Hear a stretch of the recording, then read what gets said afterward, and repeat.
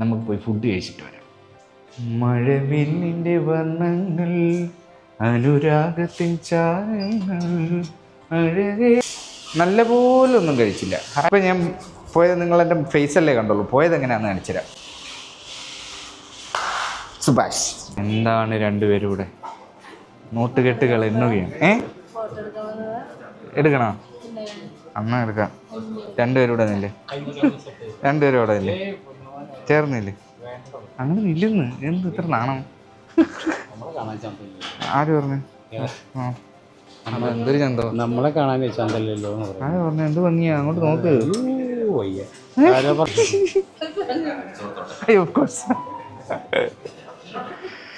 ഓ ചേട്ടാ, വീഡിയോ എടുക്കട്ടെ. മസാല